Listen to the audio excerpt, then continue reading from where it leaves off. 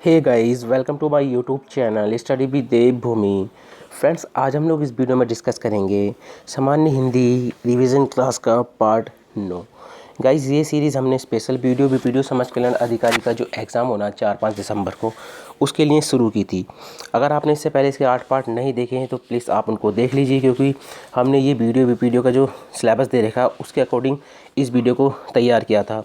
तो आज पार्ट 9 है। इस वीडियो में भी आपको काफ़ी महत्वपूर्ण टॉपिक जो है देखने को मिलेंगे जो एग्ज़ाम में पूछे जाते हैं। गाइस, अगर आपको वीडियो अच्छी लगती है तो वीडियो को लाइक करें, कमेंट करें, वीडियो को अपने दोस्तों के साथ ज़रूर शेयर करें। अगर आप फर्स्ट टाइम हमारे चैनल पर विजिट कर रहे हैं तो आप हमारे चैनल स्टडी विद देवभूमि को सब्सक्राइब कर सकते हैं। जब चैनल को सब्सक्राइब करें तो बराबर बने घंटे के निशान को ज़रूर क्लिक कर लें, ताकि आप किसी भी वीडियो के नोटिफिकेशन को मिस ना कर पाएँ। तो चलिए, ज़्यादा टाइम ना ख़राब करते हुए वीडियो को शुरू करते हैं। तो सबसे पहले बात कर लेते हैं हम लोग हरिशंकर परसाई की, क्योंकि आपको पता है हरिशंकर परसाई से काफ़ी बार क्वेश्चन बने हैं। तो हरिशंकर परसाई जी का जन्म हुआ था 22 अगस्त 1924 को। कब हुआ था? 22 अगस्त 1924 को होशंगाबाद, मध्य प्रदेश में। मृत्यु हुई थी इनकी 10 अगस्त 1995 को। अब देखिए, इनका कहानी संग्रह जो महत्वपूर्ण है, निठल्ले की डायरी पूछ रखी है, काफ़ी महत्वपूर्ण है क्योंकि काफ़ी एग्जामों में पूछी गई है। निठल्ले की डायरी, भोला राम का जीव, एक फरिश्ते की कथा, ठीक है। कहानी संग्रह जो है इनके तीनों ये काफ़ी महत्वपूर्ण है, क्योंकि विधा के पूछ भी सकता है ना कि निठल्ले की डायरी क्या है, कहानी संग्रह है, उपन्यास है, क्या है, ठीक है। तो आपको विधा भी पता होनी चाहिए। उसके बाद उपन्यास की बात करें तो हरिशंकर परसाई जी का जो उपन्यास है रानी नागफनी की कहानी, ठीक है। तो ये काफ़ी महत्वपूर्ण है ये भी इनकी, ठीक है। और तट की खोज, ज्वाला और जल, ठीक है, ये भी आपको पता होना चाहिए। तो गाइस, ये नागफनी नहीं, ये नागमती है, ठीक है। थोड़ी सी गलती होगी, ये नागवती है, ठीक है। तो रानी नागवती की कहानी, ठीक है, ये रानी नागवती है, ठीक है।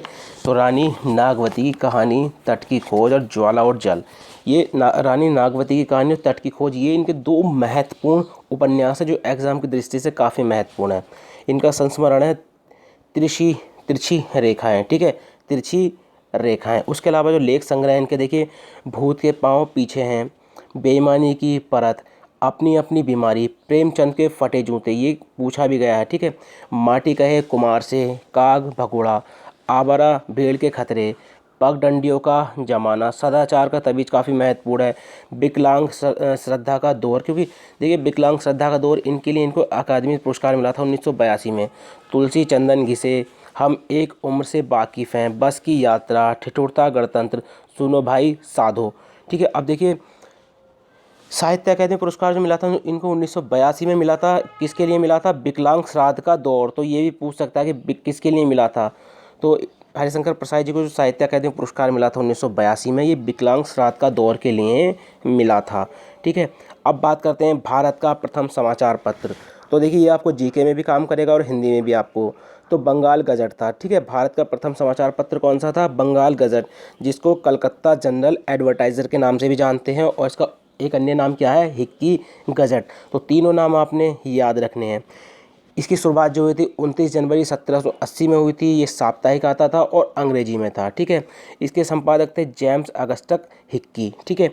अब बात करते हैं हिंदी का पहला समाचार पत्र। तो उदंत मानदंड था, ठीक है, जो 30 मई 1826 को आया था। ये साप्ताहिक था और हिंदी में था, कलकत्ता से प्रकाशित हुआ था। अब देखिए, 30 मई को जो है हिंदी पत्रकारिता दिवस मनाते हैं, क्योंकि आपको पता है हिंदी का समाचार पत्र कब आया था? 30 मई को। इसके संपादक कौन थे? पंडित जुगल किशोर शुक्ल। अब अगर क्वेश्चन आपसे पूछता है कि हिंदी प्रदेश से प्रकाशित होने वाला पहला हिंदी समाचार पत्र कौन सा था, तो आपको सबसे पहले उदंत मानदंड ही मिलेगा, ठीक है। अधिकतर बच्चे देखना उसी को लगाएंगे अगर क्वेश्चन ये पूछा जाता है तो। लेकिन आप याद रखेंगे, अगर क्वेश्चन पूछता है कि हिंदी प्रदेश से प्रकाशित होने वाला हिंदी समाचार पत्र कौन सा था, तो बनारस अखबार, ठीक है। 1849 में आया था ये, और कहाँ से प्रकाशित हुआ थे? काशी से, ठीक है। और इसके संपादक कौन थे? राजा शिवप्रसाद, जिनको हम किस नाम से जानते हैं? सितारे हिंद से। अब ज्ञानपीठ पुरस्कार की बात करें तो सुमित्रानंदन पंत जी को 1968 में मिला था चिदम्बरा के लिए, और महादेवी वर्मा को कब मिला था? 1982 में। रचना थी इनकी यामा, ठीक है। अब बात करते हैं साहित्य अकादमी पुरस्कार, जितने भी सिलेबस में दे रखे हैं उनको मैंने सभी को इंक्लूड किया है इसमें। तो माखनलाल चतुर्वेदी को 1955 में मिला था तरंगिणी के लिए, ये काव्य था, ठीक है। राहुल सांकृत्यायन जी को कब मिला था? 1958 में, मध्य एशिया का इतिहास के लिए, ठीक है। सुमित्रा नंदन पंत जी को 1960 में मिला था कला और बूढ़ा चांद काव्य के लिए। हजारी प्रसाद द्विवेदी जी को 1973 में मिला था आलोक पर्व के लिए। ये अभी हाल ही में जो कनिष्ठ शाह का एग्जाम हुआ था उसमें पूछा भी गया था कि हजारी प्रसाद द्विवेदी हैं, इनको किस साहित्य पुरस्कार जो मिला था किसके लिए मिला था? तो आलोक पर्व के लिए, ठीक है। हरिशंकर प्रसाद जी को 1982 में मिला था विकलांग श्राद्ध का दौर, ये एक व्यंग्य था, ठीक है। रघुवीर सहाय जी को कब मिला था? 1984 में, लोग भूल गए, ये इनका एक काव्य था, ठीक है। बात करें मंगलेश डवराल जी की, तो उनको सन 2000 में मिला था हम जो देखते हैं काव्य के लिए। राजेश जोशी जी को 2002 में मिला था दो पंक्तियों के बीच काव्य के लिए। मनोहर श्याम जोशी को 2005 में मिला था क्या आप उपन्यास के लिए, ठीक है। तो आप इनको सभी को याद रखें। इसके 2005 के बाद जिन जिनको मिला है वो अगली वीडियो में हम लोग ऐड कर लेंगे। अब बात करें महत्वपूर्ण लोकोक्तियों की या मुहावरों की, ठीक है। तो देखिए, तू डाल डाल मैं पात पात, तो इसका मतलब होता है दोनों चालाक, ठीक है। खग जाने खग ही की भाषा, तो समान प्रवृत्ति वाले ही एक दूसरे को सराहते हैं, ठीक है। आगे नाथना पीछे पगहा, तो इसका मतलब होता है बंधन रहित होना। हथेली पर सरसों नहीं जमती, ये काफ़ी महत्वपूर्ण है, पूछा भी जाता है। तो काम के लिए समय चाहिए, जब चाहो तभी काम नहीं हो सकता।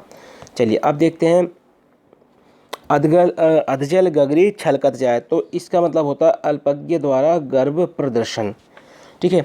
अब महत्वपूर्ण मुहावरों की बात करते हैं। तो आँख का अंधा है गांठ का पूरा, तो इसका मतलब होता है मूर्ख धनवान, ठीक है। अक्ल का अजीर्ण होना, आवश्यकता से अधिक अक्ल होना। उल्टी गंगा बहना, इसका मतलब होता है अनहोनी होना। घाट घाट का पानी पीना, अच्छे बुरे अनुभव रखना। टेढ़ी खीर, इसका मतलब होता है कठिन काम। अगला है अनेक शब्दों के लिए एक शब्द, तो शयन करने की इच्छा, ठीक है, जो सोना होता है, ठीक है, ये जो हम सोते हैं, ठीक है, वाला सोना, सोना वाला नहीं, गोल्ड वाला सोना, ठीक है। तो सुसुप्सा क्या होता है? सुसुप्सा कुछ खास शर्तों द्वारा कोई कार्य कराने का समझौता, तो उसको बोलते हैं संविदा, ठीक है। जो स्त्री के वशीभूत हो उसके लिए एक शब्द होता है स्त्रीण, क्या होता है? स्त्रीण। जो सुनने में कटु लगे, श्रुति कटु। बोलने की इच्छा, विवाक्षा, ठीक है, ये काफ़ी महत्वपूर्ण है, बोलने की इच्छा वाला, इसको आप याद रखेंगे। अगला है ब्लोम शब्द, तो देखिए ब्लोम शब्द में सबसे पहला सम्मुख, सम्मुख का होता है विमुख। व्यस्त है, व्यस्त का होता है अकर्मण्य, ठीक है। एक व्यस्त आदमी होता है जो काम करता है, एक बिल्कुल काम नहीं करता, अकर्मण्य, ठीक है। लुप्त प्रकट, विस्तार संक्षेप। रथ का होता है विरथ, फूट मेल। प्रमुख गौण, प्रेम घृणा, ठीक है। परस, ठीक है, पुरुष नहीं है, परस ही है, आपको याद रखेंगे, परुष ही है ये। और परुष का मतलब होता है कोमल। धृष्ट का मतलब होता है विनीत। अब देखिए महत्वपूर्ण पर्यायवाची हैं ये दास। दास का देखिए, दास को हम सेवक भी कहते हैं, नौकर भी कहते हैं, लेकिन वो सभी को पता है। आपको याद रखने हैं अनुचर, कहते नहीं नौकर चाकर, तो ये वही चाकर है। भृत्य, परिचारक, किंकर, किंकर काफ़ी महत्वपूर्ण है, काफ़ी एग्जामों में पूछा गया है। जंगल, विपिन, कानन, अरण्य और वन तो सभी जानते ही हैं। चोर की बात करें तो चोर का होता है खनक, दस्यु, साहसिक, क्योंकि साहस उसी में होगा, ठीक है। किसी दूसरे के घर में घुसकर चोरी करना एक साहसिक काम ही हो गया। रजनीचर, मोशक, ठीक है, मोशक। कार्तिकेय की बात करें तो देखिए कुमार, सडानन, सरभव, स्कंद, तो ये काफ़ी महत्वपूर्ण है और ये एग्जाम में इनमें से किसी न किसी से पूछा ही गया है। अगला है महत्वपूर्ण तत्सम तद्भव शब्द, तो देखिए सरसप, ठीक है, सरसप, तो सरसों का, सरसप एक तत्सम शब्द है, उसका तत्व क्या होता है? सरसों, ठीक है। संड, संड एक तत्सम है और उसका तत्व क्या होगा? सांड। सूर्य, देखिए सूर्य सूरज ये बड़े कंफ्यूज करते हैं, तो याद रखना सूर्य जो एक तत्सम शब्द है और सूरज जो है एक तत्व शब्द है, ठीक है।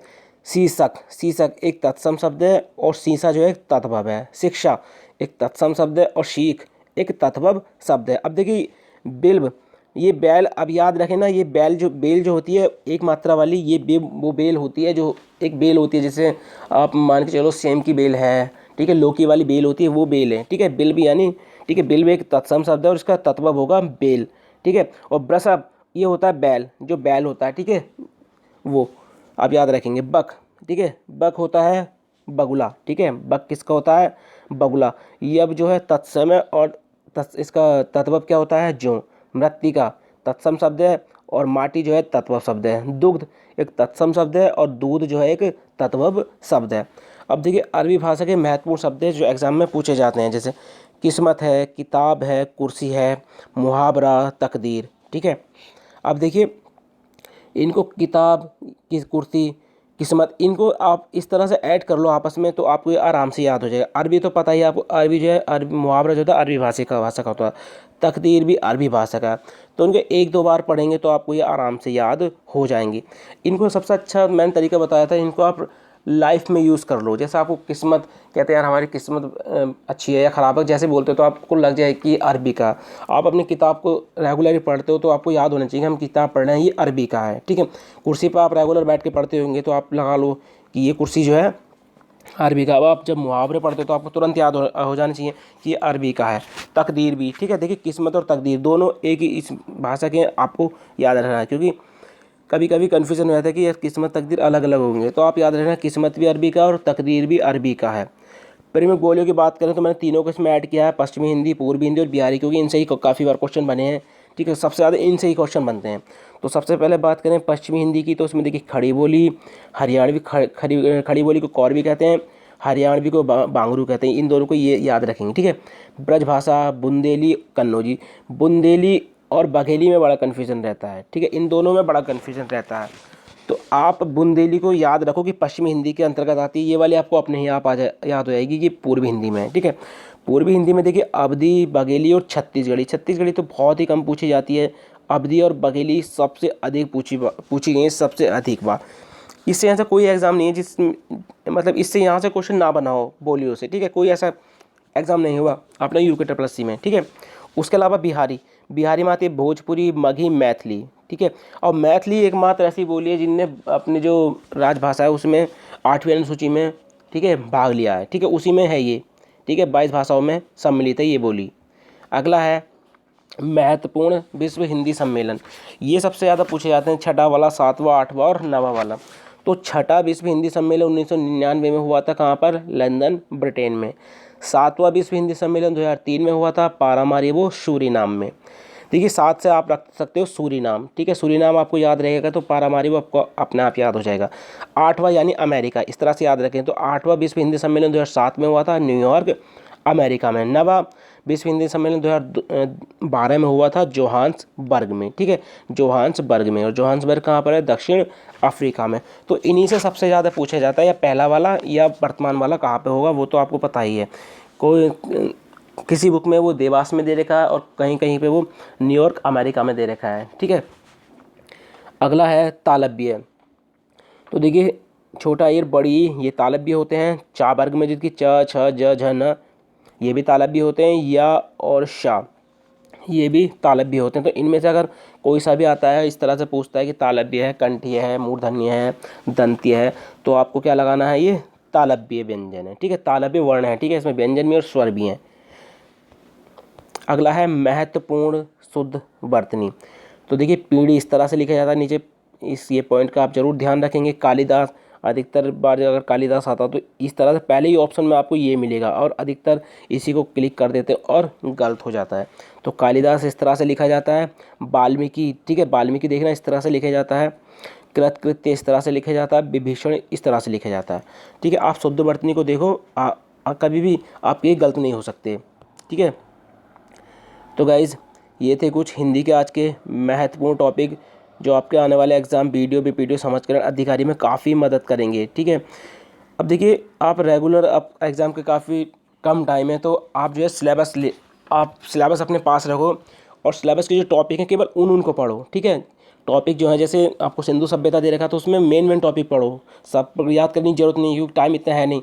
एक बार रिवीजन कर लो बस फटाफट से, यही है बस। और हिंदी में भी आप ऐसे करो, जो टॉपिक दे रखे हैं ना, जैसे पर्यायवाची, तो महत्वपूर्ण पर्यायवाची देखो आप, क्योंकि आप इस समय तो डीपली पढ़ने का कोई फ़ायदा नहीं है। ठीक है, इस तरह थोड़ा थोड़ा करके आप फटाफट पढ़ो सिलेबस के अकॉर्डिंग।